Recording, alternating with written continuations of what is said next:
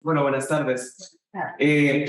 Como la doctora lo mencionaba anteriormente, un estudio de tamizaje, como su nombre lo indica, se le realiza a toda la población, porque precisamente el estudio de tamizaje busca detectar pacientes que estén en riesgo para poder hacer un diagnóstico posterior. Entonces, en obstetricia y específicamente en embarazos de alto riesgo, contamos con varios tamizajes ultrasonográficos, porque estos pueden ser de laboratorio, de gabinete, etc. Creo que su pregunta va enfocada a los tamizajes ultrasonográficos. Ok. Trimestre. Exactamente. En el primer trimestre contamos con el tamizaje de las 11, 13, 6, 11, 14 semanas. Las sociedades internacionales pues varían un poquito en eso. 46, 84 milímetros del CRL. Eso es lo importante, independientemente de la edad gestacional. En esta buscamos básicamente riesgo de cromosomopatías a través de la medición de la translucencia nucal, búsqueda del hueso nasal, búsqueda de regurgitación tricuspidia, y evaluación de la morfología del conducto venoso o del músculo venoso.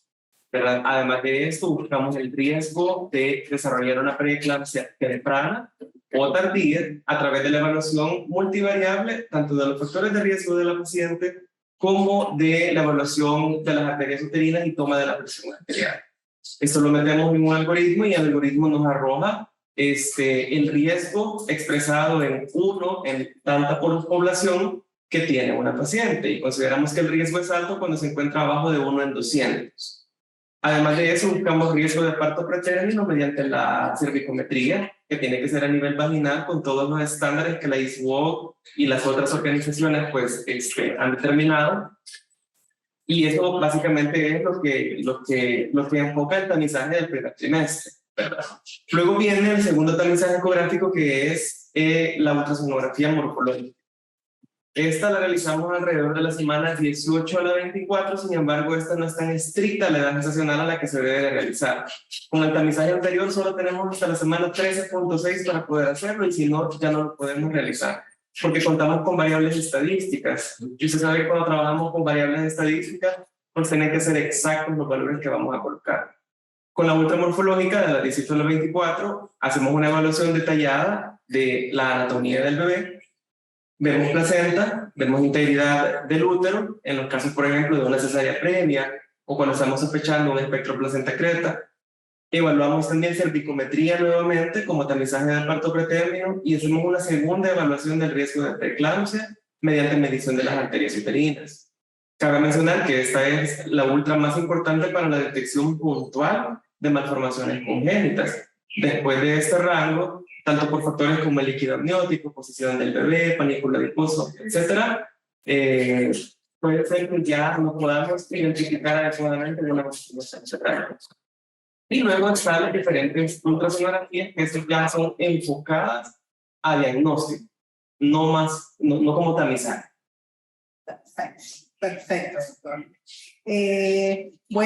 Vamos a continuar, doctor, con el tema de la ruptura uterina. Okay. A medida que vayamos avanzando, van a salir más preguntas. Claro. Gracias. Bueno, la verdad es que traigo una revisión un poco corta, pero concisa, porque mi objetivo es que se nos quede a todos de qué trata la ruptura uterina, cómo se identifica y cómo se trata. Esto basado en la evidencia actual, ¿verdad? Porque estamos tratando en la medida de lo posible de hacer medicina basada en la evidencia, ¿verdad? Para equivocarnos lo menos posible, y equivocarnos con el respaldo de lo que la evidencia internacional menciona. Entonces, empecemos definiendo, según la Sociedad Española de Ginecología y Obstetricia, qué es la ruptura uterina. Básicamente, ellos consideran que es una solución o una pérdida de la continuidad de la pared uterina, específicamente en un útero grávido, y que deben de excluirse de este concepto aquellas perforaciones producidas en el curso de maniobras quirúrgicas, llámese dilatación y curetaje, etc. Y esta solución de la continuidad puede producirse tanto en un útero sano como en aquellos que tienen una cicatriz previa. La Sociedad Española de Ginecólogos y Obstetras ya no hace la diferenciación que anteriormente se hacía de clasificar la rotura uterina como ventana uterina cuando solamente se habían rasgado 2 capas y quedaba la placerosa o el peritoneo libre, una dehiscencia uterina cuando la rotura ocurría en una cicatriz previa y la rotura uterina como tal, que es la rotura de las 3 capas. Es una cuestión semántica para ellos, porque al final cualquiera de las 3 formas de rotura uterina tiene las mismas implicaciones hemodinámicas para la mamá y los mismos riesgos de complicaciones fetales para el bebé. La incidencia, esta patología o esta entidad es una de esas exquisiteces de la obstetricia realmente. Pero si vemos sin cicatriz uterina previa, o sea, las roturas espontáneas, los riesgos reportados, según esta publicación de IVO, son de 1 en 5.700 hasta 1 en 20.000 gestaciones. Vemos que es un rango bastante amplio porque las series de casos que han sido reportadas cuentan con una población bastante pequeña. Entonces, no podemos extrapolar lastimosamente esos datos a la población. Entonces, realmente no lo podemos predecir, ¿verdad? No es algo que podamos predecir. Y aquellos casos que han tenido cesárea previa, su riesgo es de 0.03%, es decir, 3 de cada 1.000 gestaciones. O sea, continúa siendo, a pesar de tener una cicatriz uterina previa, un riesgo bastante reducido. Ahora bien, ¿cuáles son los factores de riesgo? Estos autores publicaron en UpToDate esta revisión en la que habla de los factores de riesgo para poder desarrollar una rotura uterina y ellos tratan de dividirlos entre aquellos factores de riesgo posteriores a una cesárea o aquellos factores de riesgo en los que nada tiene que ver una cesárea porque tenemos un útero virgen, por así decirlo.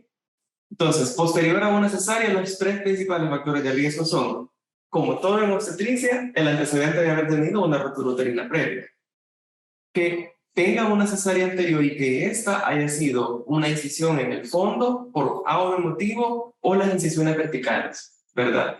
Debido a la disposición de las fibras musculares que ya conocemos como es en un útero normal. Y si existe la necesidad o el descuido, por qué no mencionarlo así, de inducir el parto inadvertidamente con un útero que tenga una cicatriz, ¿verdad? Eso representan los 3 principales factores de riesgo. Sin embargo, ellos mencionan otros como la edad materna avanzada, debido a la reducción de las fibras de colágeno en el miometrio, factores como la sobredistensión uterina, y qué más sobredistensión que un peso fetal arriba de 4.000 gramos, de 4 kilos, el periodo intergenésico corto. Ellos mencionan que por debajo de 18 meses, el riesgo de volver a tener una rotura uterina o de tener un acretismo placentario o cualquiera de estas cuestiones asociadas a una cicatriz uterina, pues entonces se aumenta al doble o al triple. Cuando el cierre de una incisión uterina se hace en un solo plano, pues también estamos generando un riesgo de que pueda haber una ruptura espontánea o una dehiscencia posteriormente. El antecedente de haber tenido más de una cesárea anterior y que la cesárea anterior, por A o B motivo, haya tenido que realizarse en el segundo trimestre. Todos los que hemos realizado una cesárea sabemos que operar en el segundo trimestre es bastante difícil porque pues, el bimetrio está grueso, sangrante, ¿verdad? El segmento uterino inferior todavía no se ha terminado de formar bien y entonces por lo tanto la cicatrización va a ser defectuosa, va a ser aberrante y eso incrementa un riesgo para rotura espontánea posterior. Luego tenemos aquellos factores de riesgo para pacientes que no tienen cirugías previas, específicamente no tienen cesárea previa, pero podrían incluirse aquellas que no tienen ningún tipo de cirugía, ni miomectomías, ni otro tipo de cirugías uterinas. Uno, la exposición inadecuada a fármacos uterotónicos. Cuando utilizamos métodos de inducción del trabajo de parto y lo hacemos deliberadamente, ¿verdad? No tenemos un control adecuado de las horas de inducción, que cuando nos vamos a pasar de inducción a conducción, etcétera, pues entonces nosotros mismos estamos iatrogénicamente incrementando el riesgo de rotura uterina. La multiparidad, las anomalías müllerianas, que recordemos que nuestra paciente pues tenía una anomalía mülleriana, la edad materna avanzada, todo este espectro de placenta creta, ¿verdad? Que después se clasificaban como los acretismos, los incretismos, percretismos, todo esto. Ahora se considera que es un solo síndrome de placenta o espectro placenta creta. Nuevamente, la macrosomía fetal, independientemente de haya cesárea o no, pues representa un riesgo. Las distocias, pero las distocias por el hecho iatrogénico, porque cuando estamos ante la presencia de una distocia, pues empezamos a tratar de incidir en la paciente, ¿verdad? A tratar de instrumentalizar, y entonces esto representa un riesgo para ruptura. También el periodo intergenésico corto, igual que en el anterior, el antecedente de haber tenido un cerclaje, sobre todo si se realizó de rescate, es decir, en el segundo trimestre ya con dilatación uterina, y las enfermedades autoinmunes como el lupus eritematoso sistémico, la artritis reumatoidea y la psoriasis representan un factor de riesgo menor. Sin embargo, pues como es una rareza, hay que tomarlo en cuenta también. En cuanto a la etiología, estos autores en la misma publicación del UpToDate mencionan que podemos dividir en dos grandes grupos la etiología de por qué puede darse una rotura uterina. Uno, por trauma. Y en el trauma, el principal factor de riesgo son maniobras obstétricas como las impresiones en el fondo, que afortunadamente ya no las estamos haciendo, ¿verdad? Y cuestiones traumáticas, que por ejemplo los accidentes automovilísticos, ¿verdad? Esto representa como el mayor riesgo traumático. Pero por otro lado, y quizás en un 75% de los casos, esto es debido a fragilidad miometrial. Y la fragilidad miometrial, ellos consideran que puede ser congénita o adquirida. ¿Cómo podemos adquirir congénitamente fragilidad miometrial? Con un Ehlers-Danlos, por ejemplo, con cualquier alteración en la colágena, ¿verdad? Estas colagenopatías que son congénitas, pues entonces generan riesgos para que los defectos de la colágena, tanto en vasos sanguíneos u otras estructuras vasculares, puedan generar rotura, fisuras, etcétera.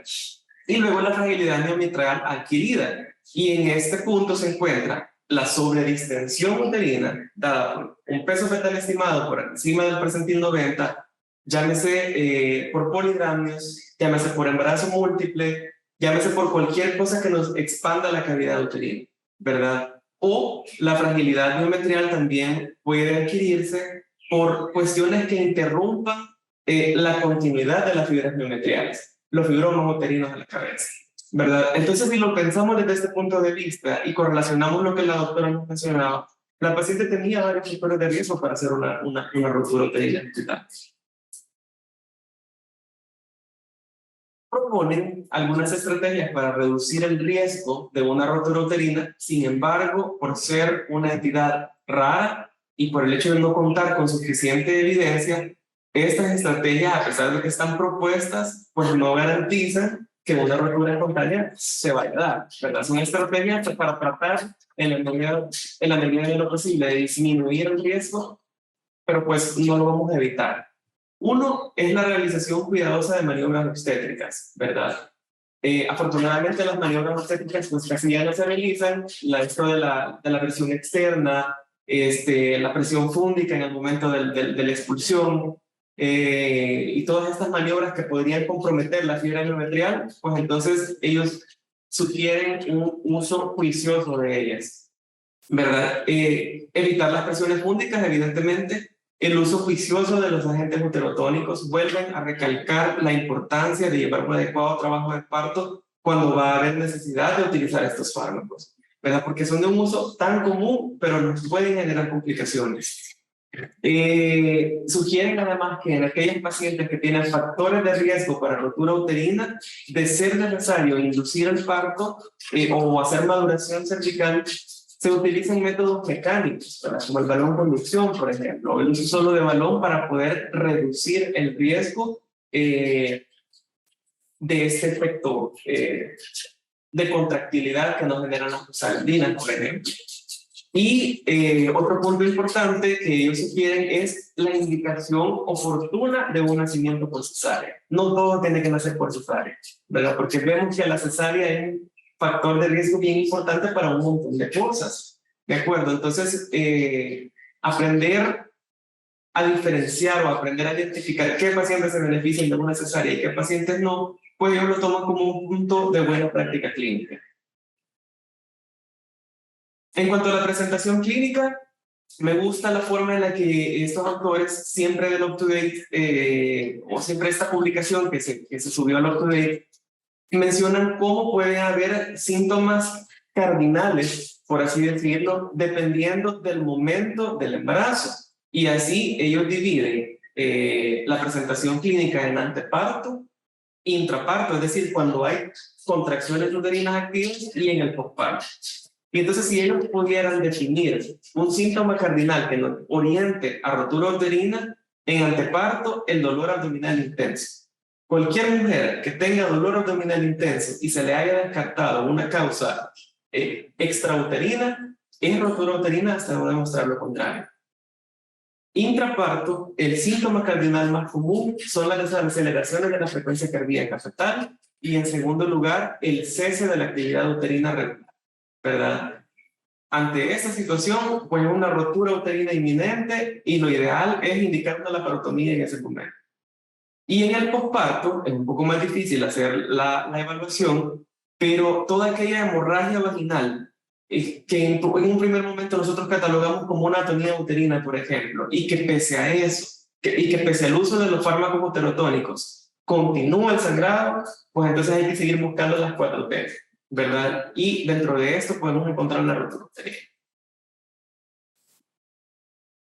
En cuanto al diagnóstico, al ser una entidad de presentación clínica tan variable y al ser una entidad tan rara, realmente métodos de estándar de oro o gold standard para poder hacer diagnóstico no hay. La ultrasonografía podría ser utilizada, podríamos buscar a alguien muy experto en poder identificar la continuidad miometrial, pero estamos hablando de un útero grande usualmente, ¿verdad? Algo muy difícil de realizar. Uno, por el lado de la experticia, y dos, porque el estado hemodinámico de la paciente no nos va a permitir pasarla a una ultrasonografía, tal vez a un FAST, ¿verdad? En cuanto a los exámenes de laboratorio, tal vez lo único que nos pudiese orientar es un hemograma para ver si hay descenso de la hemoglobina, pero vimos en esta paciente que su descenso de la hemoglobina pues no había sido tan importante. Entonces no es un examen que nos podría definir a ciencia cierta si estamos ante la presencia o no de un cuadro de rotura uterina. Y pues defectos de la coagulación, pero sabemos que los defectos de la coagulación en una hemorragia obstétrica se presentan cuando la hemorragia pues ya es bien avanzada, y no ese es el punto de hacer el diagnóstico. Y entonces, típicamente el diagnóstico de una rotura uterina se hace mediante una laparotomía, con la visualización completa de la disrupción de las 3 capas de del útero, con un sangrado activo y su consecuente hemoperitoneo. Y hacen la salvedad que en el 90% de los casos, el lugar en el que tenemos que buscar esa rotura es en el segmento uterino inferior. Solamente en el 10% de los casos, y eso convierte a nuestra paciente nuevamente en un caso súper extraño, solamente en el 10% de los casos puede efectuarse o puede hacerse la rotura en el cuerpo o en el fondo uterino. En cuanto al diagnóstico diferencial de causa obstétrica, si estamos ante la presencia de una sospecha de rotura intraparto, pues evidentemente una luxo de placenta, una rotura visceral, por ejemplo, en el caso de una rotura hepática en el contexto de un síndrome de Hell, pues podría confundirnos, ¿verdad?, por la sintomatología y la presentación, y, ¿por qué no?, la infección intraamniótica. Aquellos úteros que se encuentran rígidos, hipertónicos por una infección intraamniótica, pues podría perfectamente confundirnos con el dolor que nos genera la rotura uterina. Y en el posparto, pues evidentemente la atonía uterina o cualquier otra lesión del canal del parto, ¿verdad? Desde la vagina, cuello, hasta llegar a útero, podría ser un diagnóstico diferencial de causa obstétrica para rotura uterina. En cuanto al manejo, el manejo realmente está bien discutido.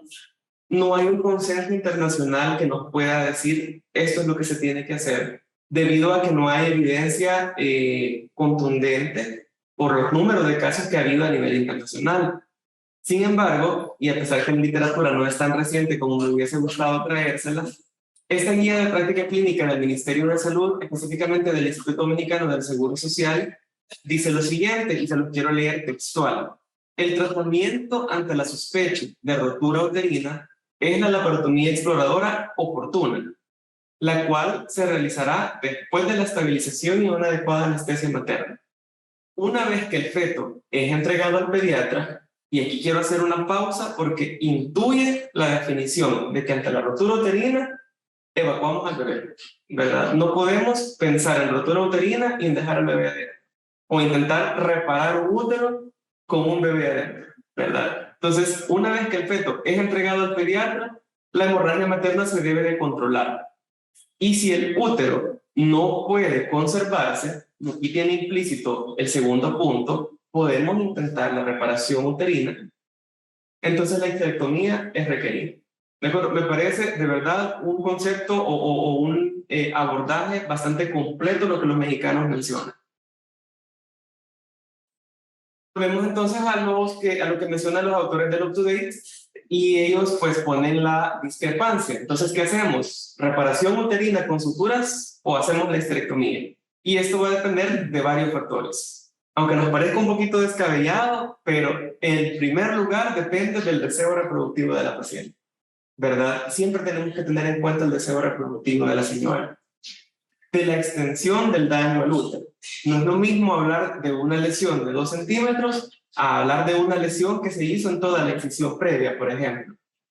Del estado hemodinámico intraoperatorio de la paciente y, aunque sea el último punto, pero me parece sumamente importante, de las habilidades del cirujano de reparar una lesión. Si yo como cirujano estoy en una madrugada y veo una rotura uterina y yo no tengo la suficiente experticia para poder repararlo, y tengo más experticia en hacer una histerectomía, pues nadie me va a cuestionar por qué se la hice, ¿verdad? Porque la experticia para reparar la lesión forma uno de los pilares para poder decidir qué abordaje yo voy a dar. Y mencionan algo que me pareció también muy importante, es que la rotura de un útero sin cicatriz previa, o sea que los úteros vírgenes, representan el factor de riesgo independiente más importante para hacer una histerectomía. Más importante. Entonces, ya con solo el hecho de que tengamos una rotura espontánea, sin cesárea anterior, sin miomectomía previa, mentalicémonos que esa señora hay que hacer la histerectomía. En cuanto a la técnica de la reparación, debido a la escasa frecuencia o a la escasa presentación de esta entidad, no hay un consenso tampoco al respecto de cuál es la técnica ideal. Sin embargo, los autores sugieren un cierre en 3 capas, con una sutura absorbible de calibre 0, similar a cualquier reparación que hacemos de una histerectomía. Y en cuanto al riesgo de recurrencia, lastimosamente tampoco podemos predecir el riesgo de recurrencia, ¿verdad? Sería muy difícil hacerlo, ya que es un riesgo muy variable debido a las series de casos que se han publicado, que se reportan tan poco de 22% hasta tan abundante de un 99%. El riesgo de recurrencia siempre es mayor si la rotura o el compromiso fue en el fondo, que afortunadamente solamente representa el 10% de las roturas. Siempre se sugiere que después de una rotura uterina en la que hicimos reparación y no histerectomía, nos esperemos a un periodo intergenésico de al menos 18 meses. Y que en estas pacientes hagamos una evaluación como tamizaje en la ultrasonografía morfológica de las 18 a las 24 semanas, uno, para poder determinar que no hay un acretismo placentario en el sitio de la incisión, y 2, para tratar en la medida de lo posible de evaluar la continuidad miometrial, ¿verdad? Que son 2 puntos importantes que hay que determinar en estas pacientes. Y la método obstétrica para aquellas pacientes que tuvieron rotura uterina y se las reparamos, siempre 36-37 semanas. Evitar en la medida de lo posible sobredistensión uterina, por lo tanto hay que tener un buen control glicémico para evitar una diabetes gestacional y por lo tanto macrosomía, polidramia, etc.